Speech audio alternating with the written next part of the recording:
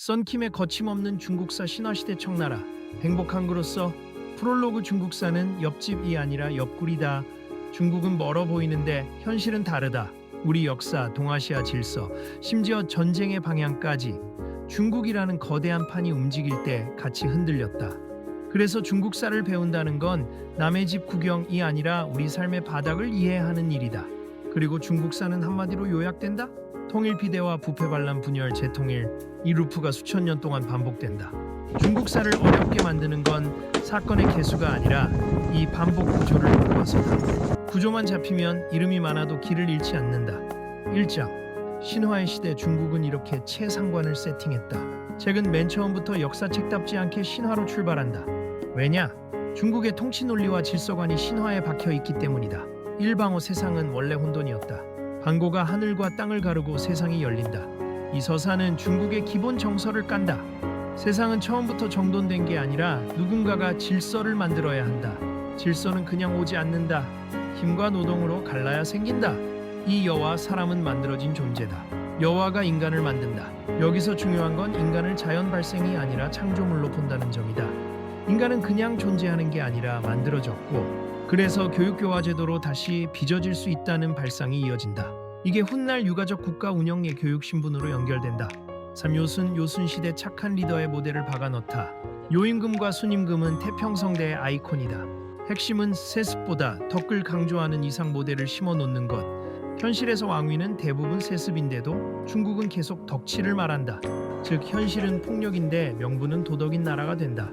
이 장의 결론은 단순하다. 신화는 사실 여부가 아니라 정치의 레시피다. 중국은 시작부터 세상을 통치할 명분을 신화로 준비해둔 셈이다. 2장 춘추 전국시대 헬게이트 오픈. 그런데 사상과 제도가 폭발한다. 본격 역사로 들어가면 초반은 하상주로 이어지는 고대 왕조의 골격을 잡는다. 일하상조 왕조는 탄생보다 정당화가 중요했다. 전설과 역사 경계. 중요한 건 왕조라는 형식의 시작. 상갑골문자 같은 기록 문화가 강함 국가가 기억을 독점. 주 봉건제 기반 질서. 그런데 이게 오래가면 중앙이 약해지고 지방이 세진다. 이 주나라가 흔들리며 춘추 전국이 시작된다.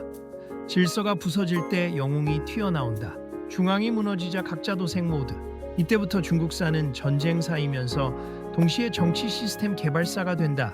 춘추시대 강대국들이 패권을 다툼, 관중포숙 같은 인물 이야기는 정치에서 우정이 얼마나 값비싼가를 보여준다. 오자선은 복수의 화신, 개인의 분노가 국가를 흔드는 드라마적 장면. 전국시대 더 거칠다. 국가가 전쟁 기계로 진화한다. 결국 살아남는 건 착한 나라가 아니라 효율적인 나라다. 삼진의 부상, 선한 통치 그런 거 이거 없어. 시스템이 답이다. 진나라는 상황변법 같은 강력한 개혁으로 국가를 개조한다. 법가적 통치 상벌 명확, 군공중심, 규정 약화.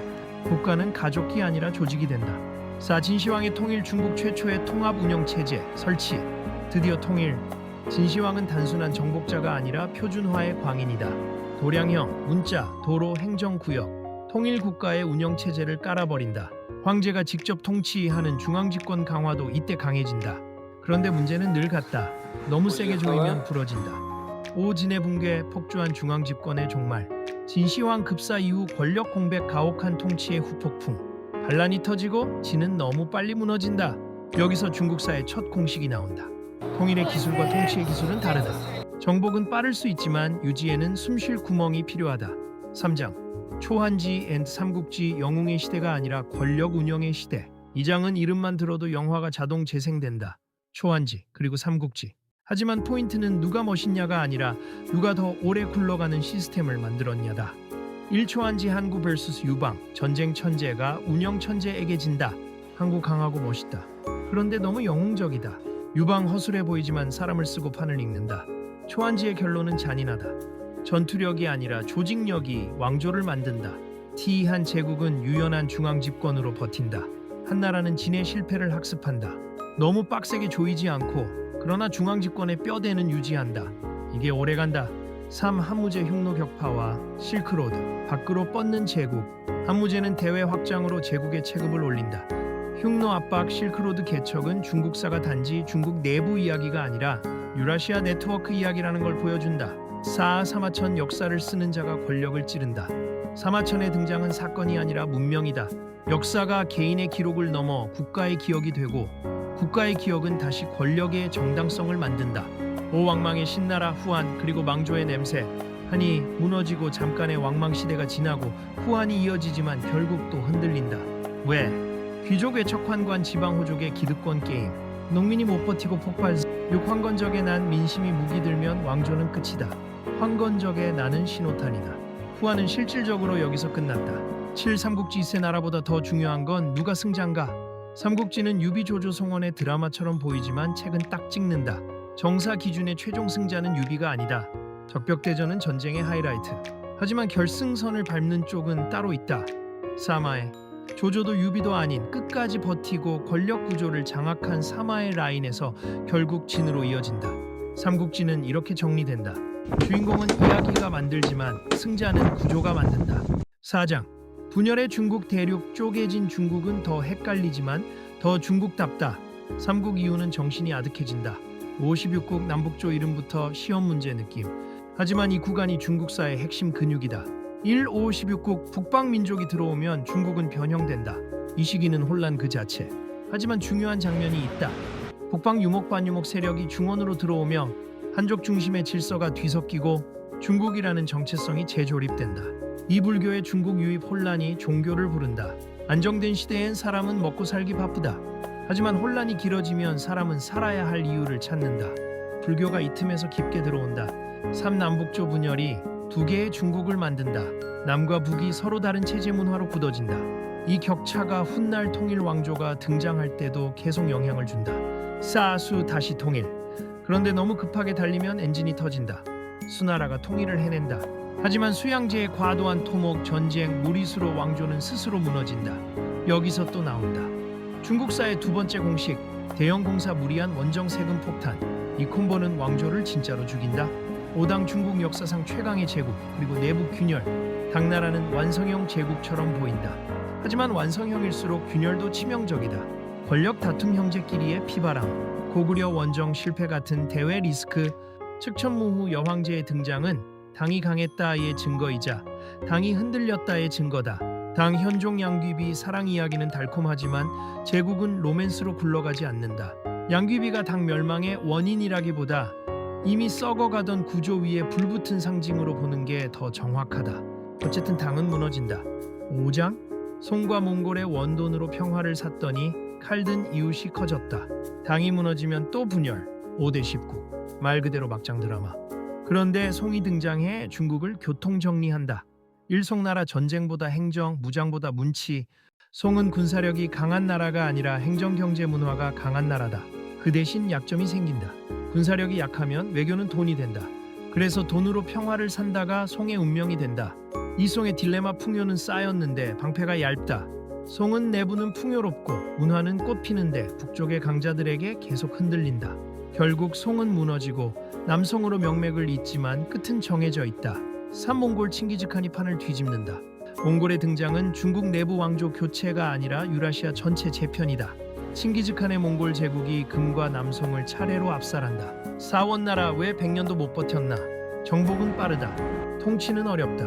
원은 거대한 제국이었지만 지배층과 피지배층의 거리, 행정 운영의 한계, 내부 갈등 이런 것들이 겹치면서 빠르게 무너진다. 홍건적의 난 같은 대규모 반란이 터지고 원은 퇴장한다. 6장. 명과 청 한족이 다시 잡고 만주족이 또 가져간다. 일주원장 거지가 황제가 된다. 명의 탄생. 주원장은 바닥에서 올라온 인물이다. 출신이 아니라 상황이 왕을 만든다. 명나라는 민심을 기반으로 출발하지만 출발이 강렬할수록 의심도 강해진다. 그래서 통치가 촘촘해지고 권력의 그림자가 길어진다. 이 건국 직후 쿠데타 왕조는 늘 내부에서 먼저 흔들린다. 명은 쓰자마자 쿠데타가 벌어진다. 이게 중국사다. 밖에 적은 눈에 보이지만 안에 적은 늘 권력의 바로 옆에 붙어 있다. 샘 베이징 자금성 만리장성 제국의 상징을 때려 박다. 수도를 베이징으로 옮기고 자금성을 건설한다. 그리고 만리장성. 이건 단순 건축이 아니라 메시지다. 우리는 중원이다. 우리는 중심이다. 우리는 안과 밖을 나눈다. 하지만 장성은 완벽한 방패가 아니다. 장성은 벽이 아니라 국력이 약해질 때마다 길어지는 불안의 길이다. 사임진왜란 명나라의 피가 말라간다. 최근 임진왜란이 명멸망과 연결되는 지점을 던진다. 전쟁은 단순히 군사 비용이 아니다. 재정 파탄, 군사 소모, 내부 부패 가속, 지방 통제력 약화, 이 네 개가 한꺼번에 온다. 오농민 반란 그리고 명예 붕괴. 결국 명은 농민 반란으로 무너진다. 여기서 중국사의 세 번째 공식이 완성된다. 세금이 목을 조이면 농민은 신앙을 잡고 결국 창을 든다. 그 순간 왕조는 정통이 아니라 표적이 된다. 653개와 만리장성 마지막 문이 열리다. 명나라의 마지막 저항 장성의 5~3개. 하지만 역사는 잔인하게 굴러간다. 문이 열리고 만주족이 들어오며 청이 시작된다. 7청나라 만주족이 한족을 끌어안다. 청의 강점은 단순 무력이 아니라 흡수다. 한족을 끌어안고 제국 운영을 계속한다.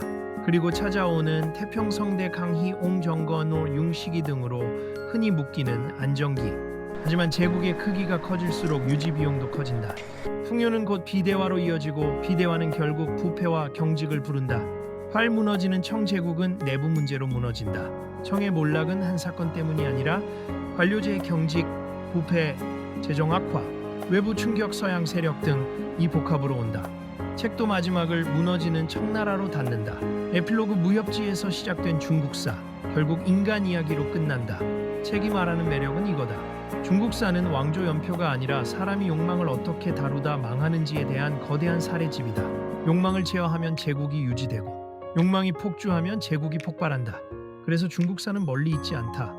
회사도 조직도 가족도 개인의 삶도 똑같다. 권력은 커지면 부패하고 시스템이 약하면 무너진다. 한 번에 꿰는 중국사 6줄 공식 암기용. 신화는 통치 명분을 만든다. 질서덕치 중심 세계관. 춘추 전국은 헬게이트지만 사상제도가 폭발한다. 지는 통일을 만들고 하는 통치를 배운다. 삼국은 드라마지만 승자는 늘 구조를 먹은 자다. 분열은 필연이고 재통일은 늘 토목원 정세금의 함정에서 무너진다. 송은 경제, 원은 정복, 명은 상징, 청은 흡수. 그리고 비대화가 끝을 부른다.